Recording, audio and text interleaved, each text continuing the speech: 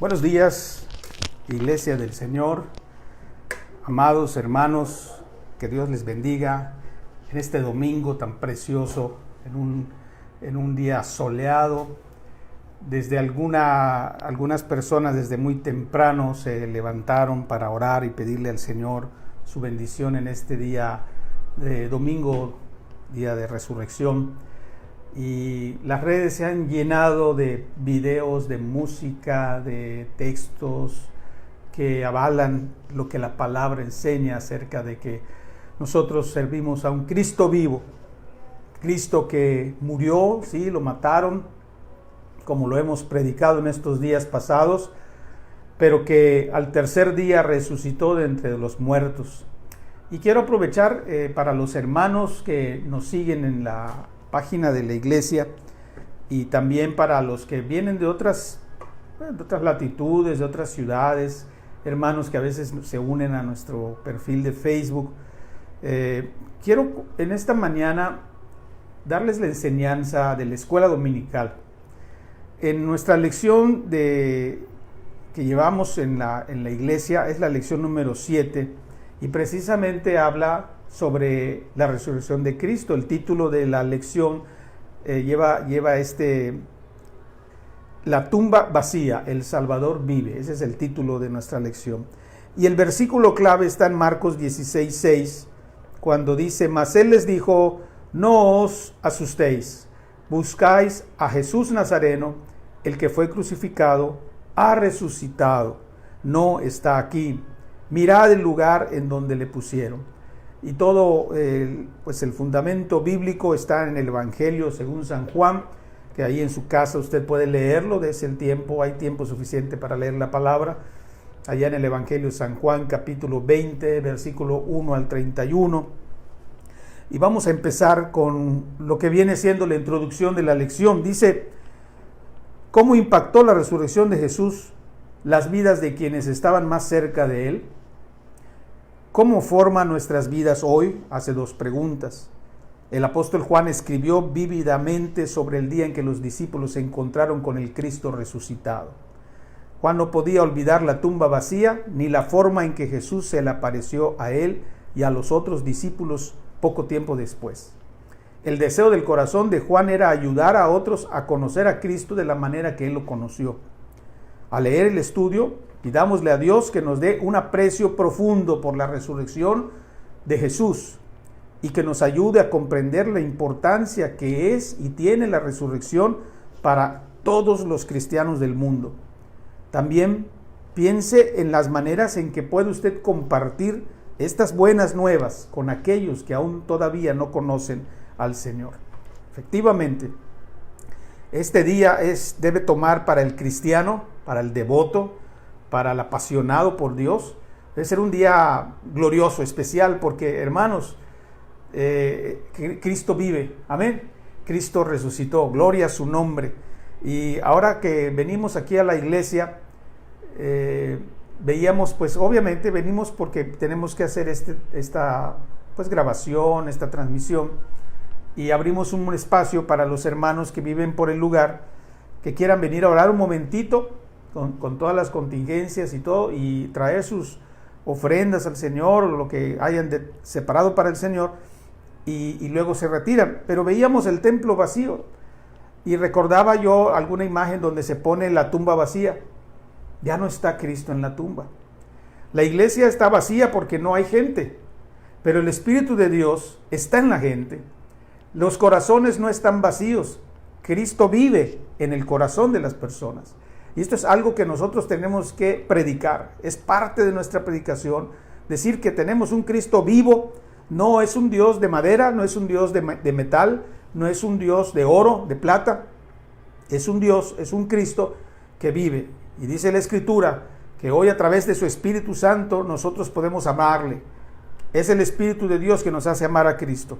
Y dice el primer punto, una tumba vacía, con base en Juan capítulo 20, versículo 1. Dice: Jesús había cambiado la vida de María de una manera sobrenatural, liberándola de los demonios. Ahí ustedes conocen la historia de esta mujer que el Señor la libera de los demonios. Esta referencia bíblica está en Lucas capítulo 8, versos del 1 al 3. Después de la crucifixión, ella le mostraba su devoción al dirigirse a la tumba para ungir su cuerpo con especias, según Juan 21. Al llegar, descubrió que la piedra había sido removida de la entrada de la tumba. Sin embargo, habría mucha más evidencia de que Jesús verdaderamente había resucitado de los muertos. Y si bien una barrera física como una piedra grande no sería un obstáculo al Cristo resucitado, porque Cristo tiene poder, si pudo detener la tempestad, imagínense una piedra. La movida de la piedra aseguraba el acceso a la tumba vacía de Jesús. María pronto se encontraría con el Cristo resucitado, pero en este punto ella creía que su cuerpo había sido sacado de la tumba. Entonces corrió para notificar a Pedro y Juan. Pedro y Juan fueron a la tumba y vieron la evidencia de la resurrección, prendas sepulcrales, pero no un cuerpo en el sepulcro. La ropa sepulcral estaba doblada cuidadosamente. Esta no era la escena caótica que había resultado de un robo de una tumba, como los líderes insinuaron más adelante.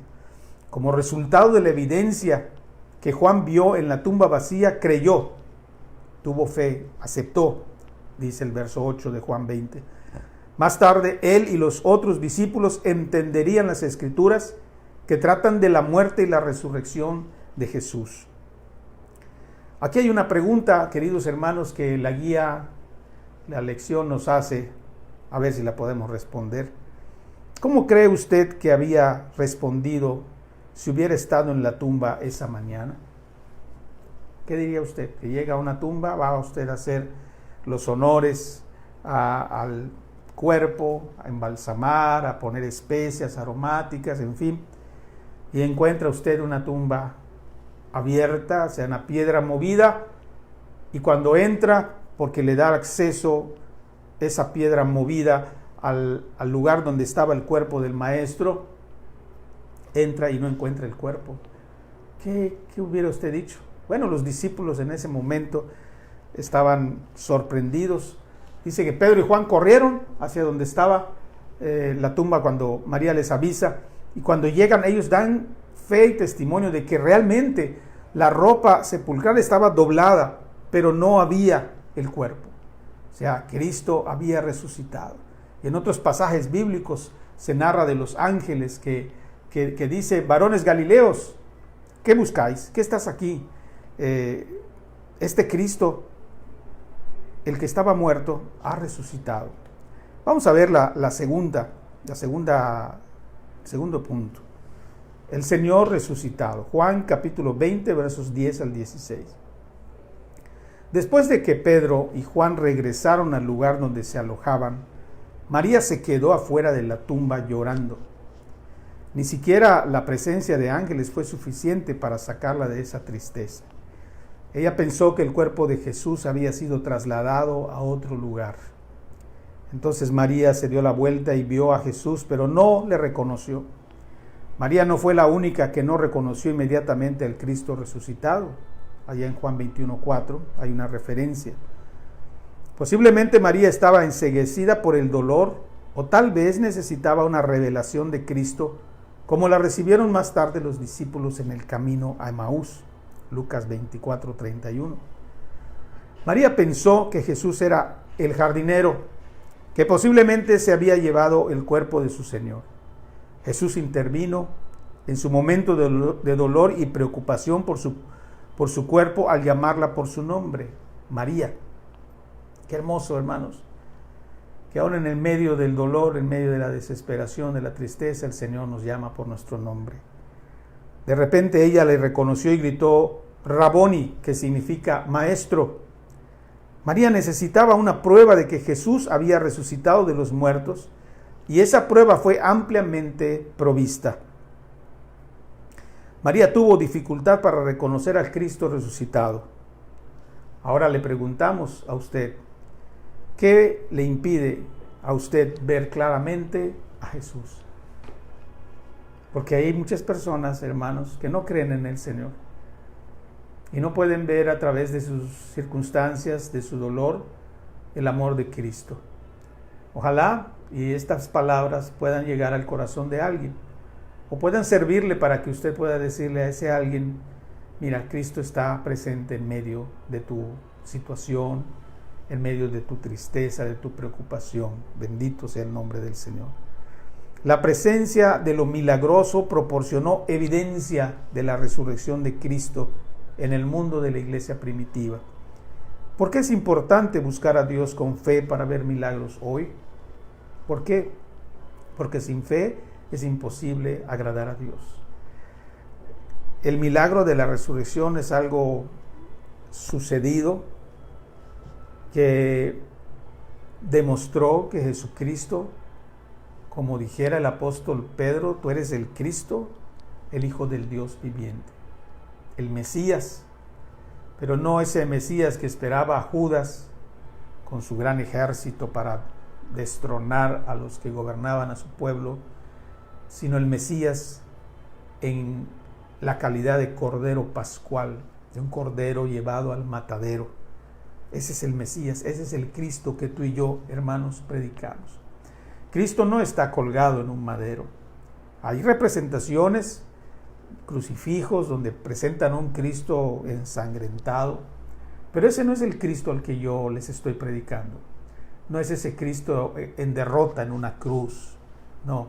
Yo les hablo de un Cristo hoy en la gloria del Padre, alado a la diestra del Padre, que intercede por ti y por mí. ¿Y por qué lo digo? Porque Cristo, en esta lectura bíblica, que es mundial y además es palabra de Dios, nos hace la muestra del gran milagro que sucede al resucitar Jesús al tercer día. Así que, hermanos, en este segundo punto, el Señor resucitado. Vamos a ver el tercer punto en Juan capítulo 20, versículos 17 al 23. Dice: Jesús le dio a María la responsabilidad de decir a los discípulos: subo a mi Padre y a vuestro Padre, y a mi Dios y a vuestro Dios. Allá en Juan 20, 17 lo dice.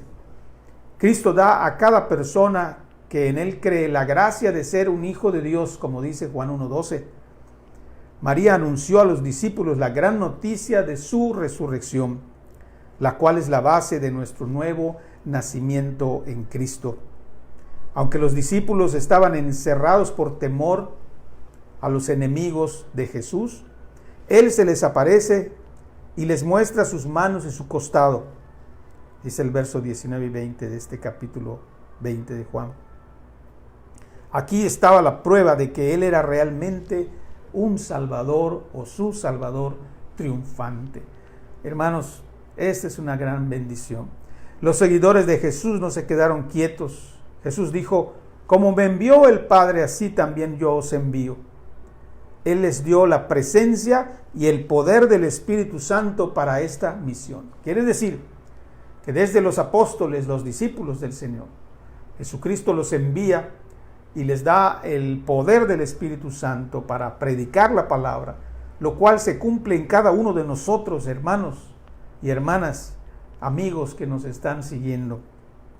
¿Tenemos poder en Jesús? Sí, amén.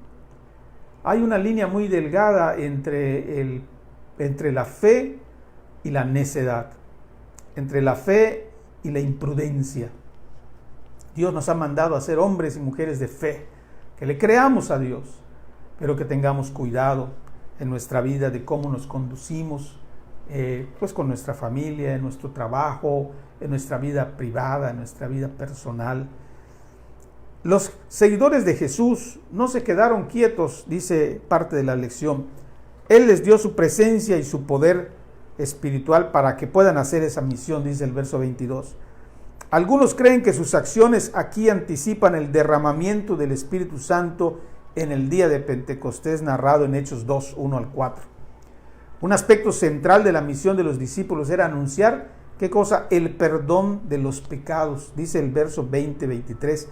A quienes remitieren los pecados, les son remitidos, y a quienes se los retuvieres, les son retenidos. Jesús ayudó a sus discípulos a comprender que podían proporcionar la seguridad del perdón a los nuevos creyentes que pronto serían sumados a los seguidores. Es decir, cuando nosotros predicamos y le decimos a alguien, mira, acepta a Cristo como Señor y Salvador, pídele perdón y Él te va a perdonar, y lo hace de corazón estas personas, el Señor los perdona. A eso se refiere cuando dice, al que le remitieres sus pecados, les serán remitidos, y a los que se los retuvieres, les son retenidos. Es decir, si tú no hablas de Cristo, la gente sigue en su pecado. Dice la lección, los creyentes pueden y deben declarar a las personas en todas partes que cuando aceptan el sacrificio de Jesús por ellos, sus pecados son perdonados. Pero si se niegan a aceptar las buenas nuevas, sencillamente no reciben el perdón de sus pecados. Esa es la explicación de esta porción de la palabra. Si alguien te dijera esta frase, Dios nunca podría perdonarme, ¿qué le dirías? ¿Qué respondemos a una pregunta de esta naturaleza? Porque hay gente que ha hecho tantas cosas malas, que se sienten y se piensan tan perdidos, que dicen, y lo creen, dicen, yo no tengo perdón de Dios. Hice tanto mal que Dios no me va a perdonar. Y nos equivocamos, queridos oyentes, queridos hermanos, porque Dios es grande en misericordia y amplio en perdonar, dice su palabra. Dios realmente no está, ni Cristo vino a morir solo por 2 o 3. Cristo vino a morir por todos, pero todos aquellos que puedan recibirle como Señor y Salvador. Por todos aquellos que crean en su sacrificio, que crean en su resurrección. Pues por eso dice la palabra que a los que creemos en el nombre del Señor nos da potestad de ser hechos hijos de Dios. Jesús dijo que su Dios y Padre es nuestro Padre y nuestro Dios. ¿Cómo debemos acercarnos a Dios cuando oramos? Padre nuestro que estás en los cielos. Es Padre nuestro, porque es nuestro.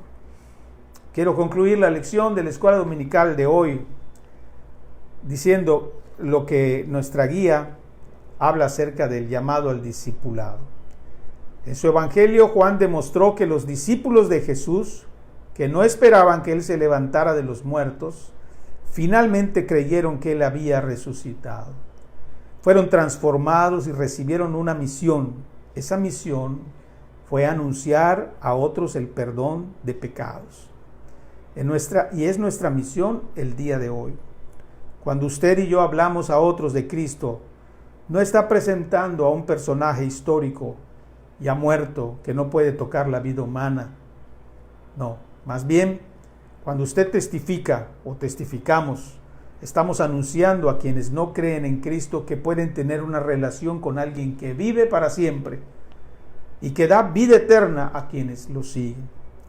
Recuerde el gozo que experimentaron los discípulos después de la resurrección y pida a Dios que lo ayude a gozosamente compartir a Cristo con quienes le rodean, su familia, parientes. Ahora en esta cuarentena nos topamos o nos reunimos con aquellos parientes que no han creído en el Señor.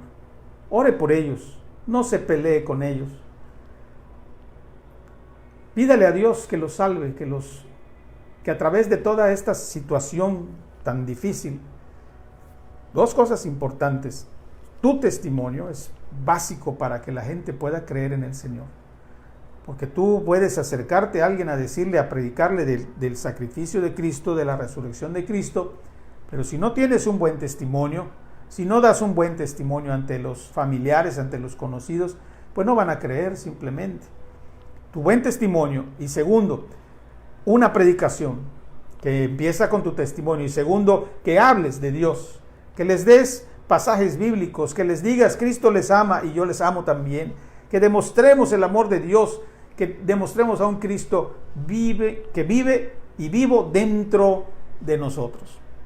Queridos hermanos, esa es la enseñanza acerca del tema de hoy, la tumba vacía y el Cristo resucitado, el Salvador. En la tarde vamos a escuchar un sermón acerca de lo que el apóstol San Pablo dijo, pero eso será hasta la tarde. Por ahora, agradezco a Dios su atención, el que usted haya conectado, si lo está mirando en línea, ahora en vivo, pues qué bueno. Si no, podrá usted mirar este video más adelante cuando tenga usted la oportunidad. Pero hoy, hermanos, domingo de resurrección, ¿verdad? Que las iglesias estaban abarrotadas, llenísimas, que desde la mañana, nosotros aquí en Emmanuel teníamos la costumbre de 6 de la mañana venir con la congregación, y ustedes lo saben, los que son miembros de la iglesia, y teníamos nuestro tiempo de cantos, de predicación, y bueno, un tiempo precioso. Lo seguimos teniendo en nuestro corazón, en nuestra vida, en nuestras casas, y tenemos la oportunidad de que la iglesia pueda tener esta facilidad de poderle predicarle, porque los pastores podamos traerle una predicación a usted, de decirle, mire, Dios está con nosotros. En esa imagen que yo les mandé del templo vacío, donde yo les decía, hermanos, hay una tumba vacía y un templo vacío, pero Cristo vive en nuestro corazón. Que el Señor les siga bendiciendo a los hermanos que vinieron ahora por la mañana. Estamos teniendo este espacio por las mañanas, los domingos. Cerramos toda la semana, eso sí, porque así tiene que ser. Pero los domingos en la mañana, una hora, de 11 de la mañana a 12, abrimos el templo, ¿verdad? Y el que quiera venir a orar un ratito, aquí está. Tampoco llegan 1000 personas ni 100 personas, 3, 5, 10, los que quieran venir. Hermano, si usted necesita, si usted en su casa no ha podido orar porque no se puede, porque todos son inconversos, pues métase al baño, cuando menos. Pero si tiene usted oportunidad, vive aquí cerca de la iglesia, pues despréndase, así como sale usted a la tienda a comprar un refresco, o a la tortillería, o a la farmacia, o al súper, despréndase un momentito y diga, voy un ratito a la casa de Dios. ¿A qué vas? Voy a orar. Y esos 5 minutos, 10 minutos de búsqueda de Dios fortalecen nuestro corazón. Hermanos, Dios les bendiga. Sigo con ustedes. Me retiro de aquí de la cámara y espero que Dios les siga guardando. Por la tarde a las 7, síganos.